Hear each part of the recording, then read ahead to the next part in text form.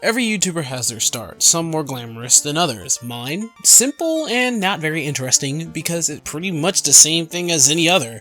But why not tell you the story anyway? I've recently been told that a lot of people try so hard in games, and they may as well live in them. I get it though, MLG is a thing. You have competitive gaming sports and also those who live their lives in gaming.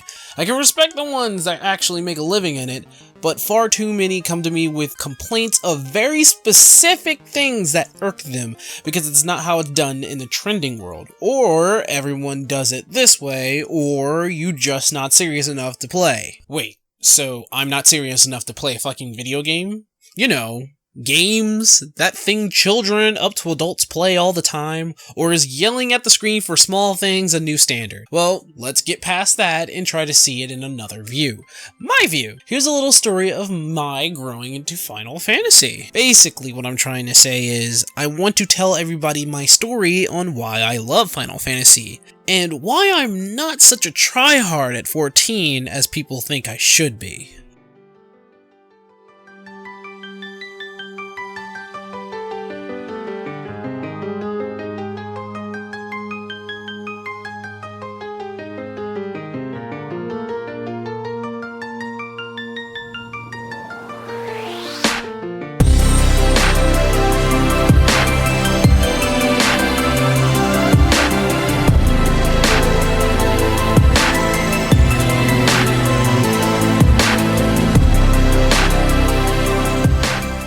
It all started in 1995, where I had my first encounter with an RPG.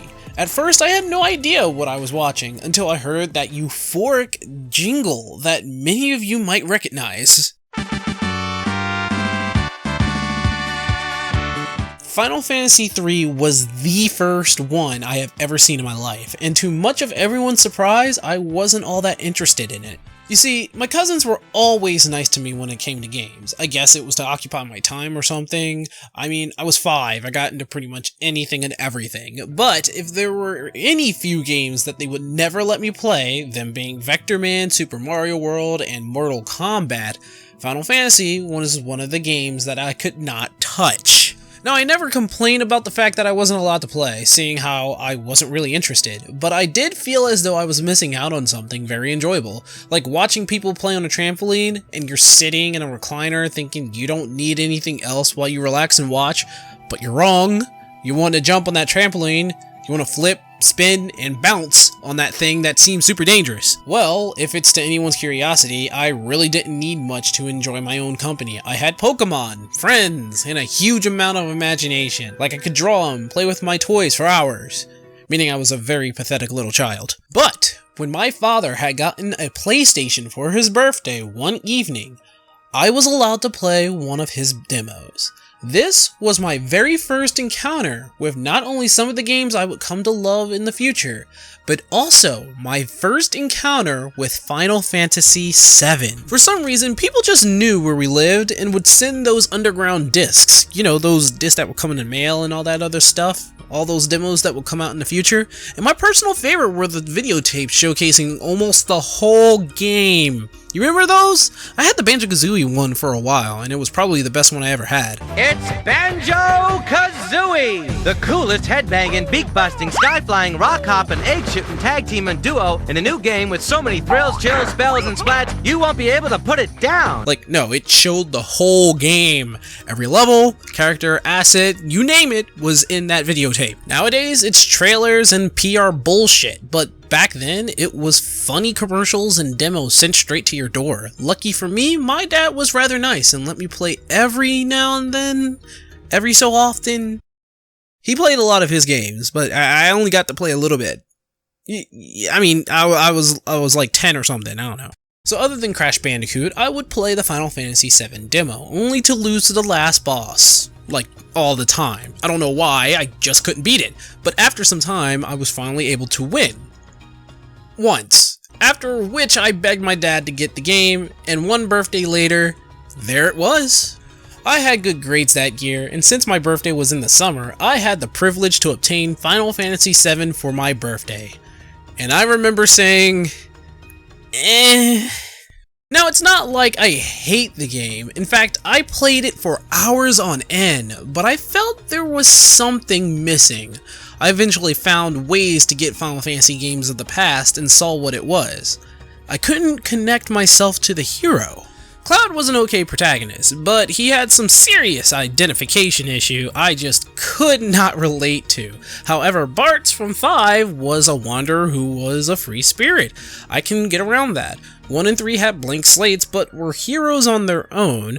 2, 4, and eventually 6 were some of the most time invested due to the story alone. 7 had good characters, but none I could really relate to. Other than Tifa acting like an aunt I knew, Barrett as the foul-mouthed uncle, Yuffie as the cousin who won't leave me alone, Aerith as the sister across the street, and Red 13 as the dog I wish I had.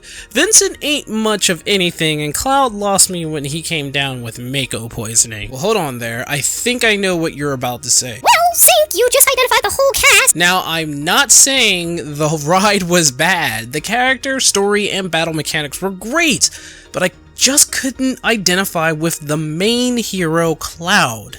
I don't know why I couldn't relate with Cloud, although I can say that I related with this Cloud over the one in Advent Children, and there are reasons for that. When playing an RPG, I usually like to relate with the main hero, and here, Cloud was a likable character that had a bit of a blank slate to him.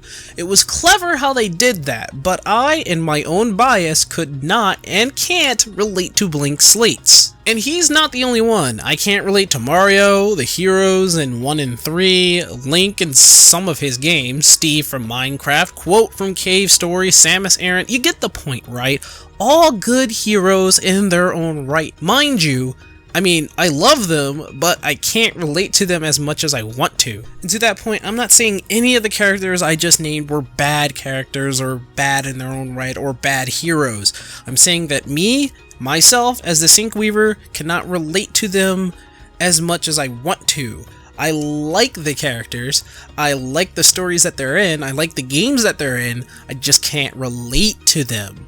In terms of people like Samus Aran, or people like Link who have good stories behind them or something like that, good bios and everything, I can get around the story, but me putting myself into their shoes and relating to them, that's something different. This didn't help when 8 came out and I started to see generic characters come out the wazoo. Mind you, I didn't hate any of those games, any of the Final Fantasy, just felt a little lost in but a few of them.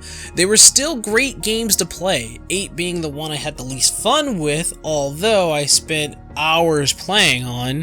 It wasn't until my friend had gotten 9 where I finally fell in love. Most of you, or perhaps none of you at all, know that I love Final Fantasy IX. I think it's the best, was always the best, still is the best, shall be remembered as the best until Square Enix gets their shit together. 9 was the game where I actually felt empowered to push forward. I got to relate with the characters more closely. An adopted thief, who is the only one of his kind in the world, makes the best of it by enjoying his life and flirting with women, but at the end of the day, the most reliable person who soon became the leader of a group of heroes who would save the world. A princess who wasn't a damsel in distress in the sake of being kidnapped or something, but someone who asked for help, found it, then learned to pick herself up and become a strong, confident, and yet still delicate character I could fall in love with over and over. A little magician who, again, is also adopted, but still was strong enough to move forward even after his adopted family dies. A mage who, even after finding out that he's basically a doll, still found reason to have a soul and convinced not only himself, but the entire world that he and his brothers were living beings. A knight who bound himself to stubborn duty, rivaled himself to someone he couldn't even touch, and was still loyal to the bitter end. Finds that loyalty can only go so far when it hurts the people around him. He learns that loyalty can also mean going against the master, if it means doing what is right to him. His newly discovered conviction also allowed him to redefine his meaning of being loyal, and even outshines his rival, who becomes his future lover. The man's a badass. A little girl who was alone with another race for so long, last of her kind until she meets the princess, finally falls in love and even finds a family that she longed to have in a king and queen. She learns to actually push forward beyond the bounds of the unknown, and finally moves from her past she clung to for dear life. A Lancer who not only lost her love, but also her kingdom to the greed of a power-hungry queen. Her lust for revenge taught her that sometimes might can only get you so much. Her lover would not have it so, and her loyalty would be the breaking point between her and her comrade. She chose to stay with them and found hope in a lost world full of despair. A truly strong knight to be remembered. A chef, if you can call her, he, she, it, that, or a hungry whatever, learns to move past the simple swamp she, he, it thing only knew. Though its story was one of confusion, it was really a growth quest to become an adult. It fights by its friends, but this one soon found enlightenment by Journey's end. Just how many frogs does it take to become a Buddha? And finally, an assassin who follows you to become strong, to one day beat the one who beat him, and eventually find out how to become the strongest. What he finds was it's not oneself that makes one strong, but the people and the events that helps grow oneself that makes him push his limits. He follows one man to become strong like him, but in turn, finds out he's already there. He was just trying a little too hard. 9 was the game that taught me about perfection and completion in a video game. I spent countless hours getting everything in that game. I even did the run for Excalibur 2, for which is the hardest darn thing for me to do. I know the game back and front and never got bored when I replayed it. Now, that's not to say that 10 wasn't great. I would say that 10 was the end of the great Final Fantasy games. It had good everything as well, and even introduced voice acting, which wasn't all that great. But still pretty cool nonetheless. A friend of mine loves this game to death, and if he ever made a let's play of it, I'd probably watch it. But alas, it can't be so, cause, you know, life. 11, oh boy, here it comes, was the game I spent the most time on when I was a kid. At the time, I already played World of Warcraft for about a month and remember getting bored of it. But when I heard Final Fantasy had an MMO, I said, what the fuck is an 11? I, for a long time, never knew it existed, and at first tried to get it for the PlayStation 2. Didn't work out, so I convinced my father to buy it for the PC. And man, was that some good MMO memories. I remember the first time I played it, that CGI that had me crying when the sister didn't make it, the utter terror seeing big-ass behemoths knock down the fucking wall, and remembering uttering the words, I hope to God I don't have to fight that thing. The excitement I saw when all those warriors fought together, and the empowered feeling when I saw that boy grow up to be a warrior to avenge his sister and take back his home that was taken by the orc forces. By the way, what the fuck's up with those orcs? They look nothing like any orc I've ever seen. They really do look like something from another game, though I really only saw them in the Elven area. I decided that if I play a game with humans in it, I'm gonna be human. I started out in Bastok, realized I was fighting turtle people, and said, what the fuck am I playing? I remember seeing one of those lizards and mistook them for the slogs that you run away from in Abe's Odyssey, so I kinda freaked out, hit it with a sword, and realized this game is kinda slow. When I reached level 10, I kept getting messages from random players to see if I wanted to join them in the place called Volcran Dunes. I had no idea what a Volcran Dunes was, but as I did my research, and from the help of my brother, I found out it was a place where one goes to level up to level 20, get their sub job, and even learned that monsters in this game will fuck you up. I thought when they said Goblin Country, there would be a goblin settlement or something. No, they meant the goblins will fuck you up. I was glad to see the community was very nice to new players. I even had help growing my monk and get to level 30 with my warrior. I learned what tank, DPS, and healer meant. I even learned about the mini jobs I could obtain in the world of Vana'diel. I knew what I wanted. Paladin. I was pretty much homegrown to be a tank due to every party making me a tank almost all the time, and even if I wasn't one, many others were. Ninjas, samurais, dark knights, if you can believe that, monks, and one time I thought I saw a dragoon tank? It was a game of many possibilities, and I loved it. I had gotten all the expansion, played to cap like all the time with my favorite jobs, and the story was freaking amazing. 11 was the reason I even started doing YouTube, so you can thank them for giving birth to the Syncweaver. In fact, I still have those lore videos on this channel. They were my early work, so they aren't anywhere near good, but I do encourage others to watch them. I've only had to stop when school came back into existence for me, and didn't really get back into MMOs until they said, hey, you know 11? Well, we're making the successor to that, and yeah, here's a tech demo for it. This was after my playthrough of 12. I don't know, the game practically played itself. True fact, I fell asleep on the last boss, and beat the game without even knowing it. Was on the menu screen when I woke up, and I was like, the fuck? 12 was interesting though. You had marks to go after outside the story, it was set in the world of the tactics game of Ivalice, but with a whole new spin. I didn't really hate it, was just bored by it. Well, almost. There was one thing I couldn't get away from liking, and that was the summons in that game. My favorite one, Zodiark of course. That thing's a baby, but is the most powerful Esper in the game. The gods made him an infant so to control him. Didn't work, but they sure made one hell of an Esper. Okay, so here's where I embarrass myself. I was one of those people looking forward to Final Fantasy 13. I'm sure everyone was. I was on board with the pre-order shit. I had my Love 13 shirt on. I even thought Lightning was fucking hot. Well, she's not bad, but I was legit in love with that woman. That is until I played the game. I did not have anywhere as good of a time in here compared to even 12, and that game put me to sleep. I didn't know what to say. I couldn't really hate it due to fanboyism, but I couldn't like it either. The story was okay, it was fine for the most part, but the characters weren't something I could relate to. Well, maybe Saz or Snow. I don't know, and fuck Hope, man, fuck him.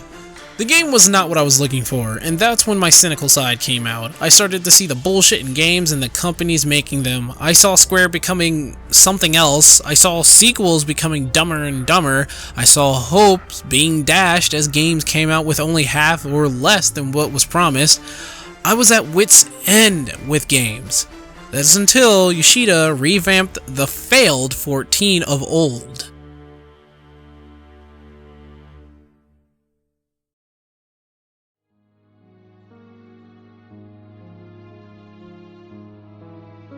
Rebuilding the game from the ground up made way for what we have today, but I was still a little skeptic. You see, I had spent over $100 on that fucking game. I had the collector's edition with the box and code keychain thing that no one used. I had the box art book and even the soundtrack, but when they said 2.0, I said, it can't get any worse than this. I signed up for the beta since I was but one of the few still paying and playing the 1.0 version, had priority in the beta sign up, and eventually got in. What I experienced changed me.